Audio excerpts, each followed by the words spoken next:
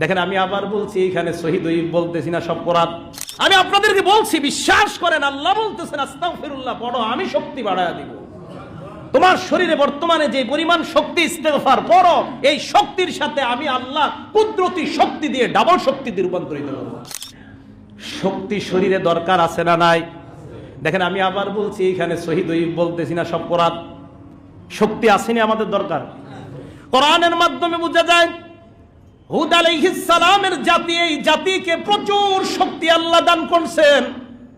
এত শক্তি আল্লাহ দান করছেন, এক তাফসীর অনুযায়ী বোঝা যায় হুদ নবীর সবচাইতে বড় বড় মানুষগুলা ছিল 400 হাত লম্বা, সবচাইতে খাটো মানুষটা ছিল 100 হাত লম্বা। খাটো কয় হাত? খাটো কয় হাত? আরেক বর্ণনা আছে 60 হাত। আচ্ছা, 60ই ধরি আমরা, খাটোটা 60 ধরলেও কি আপনার এটা যদি খাটো হয়?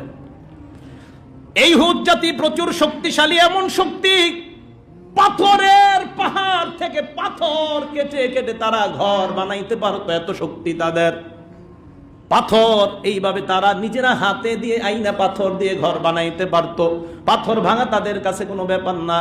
এরা বলতো মান আশাদ্দু মিন্না কুওয়া, আমাদের চাইতে শক্তিশালী দুনিয়ায় আর কে আছে? হুদ নবী তাদেরকে বললেন, এ সম্প্রদায়, আল্লাহ আমার মাধ্যমে তোমাদেরকে জানা দেয় তোমাদের শরীরে যেই শক্তি আছে, যদি আল্লাহর কাছে তোমরা ক্ষমা চাও, মুসলমান হয়ে যাও, ইয়াজিদকুম কুওয়াতান ইলা কুওয়াতিকুম, বর্তমান তোমাদের শরীরে যেই শক্তি, ইস্তেগফার যদি তোমরা পাঠ করো, আল্লাহ পাক তোমাদের শরীরে আরো দ্বিগুণ শক্তি বাড়ায়া দিবেন। হুদ নবীর জাতির প্রচুর শক্তি, আল্লাহ বলতেছেন ইস্তেগফারের কারণে শক্তি আরো বাড়ায়া দিবেন। এখন আমাদের শক্তির দরকার আছে না? শরীরটা দুর্বল বলে কি বলি না? কোরআনে বলতেছেন আস্তাগফিরুল্লাহ পড়েন। বাসে ভাল লাগতেছে না, শরীর দুর্বল দুর্বল লাগতেছে, আপনি 100 বার আস্তাগফিরুল্লাহ পড়েন, আল্লাহ শক্তি বাড়ায়া দিবেন। আমি আপনাদেরকে বলছি, বিশ্বাস করেন, আল্লাহ বলতেছেন আস্তাগফিরুল্লাহ পড়ো, আমি শক্তি বাড়ায়া দিব। তোমার শরীরে বর্তমানে যে পরিমাণ শক্তি ইস্তেগফার পড়ো, এই শক্তির সাথে আমি আল্লাহ কুদরতি শক্তি দিয়ে ডাবল শক্তিতে রূপান্তরিত করব। ইস্তেগফার পড়েন, কোরআনের আয়াত।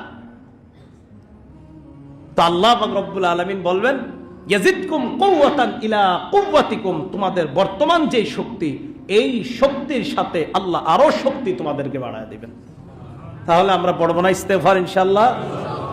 এরপরে আসেন, ইস্তেগফার সুন্নাতুল আম্বিয়া, নবীদের সিফাত। সুবহানাল্লাহ। ইস্তেগফার কাদের গুণ? আদম নবী বলেন রব্বানা যালামনা আনফুসানা ওয়া ইল্লাম তাগফির লানা ওয়া তারহামনা লানাকুনান্না মিনাল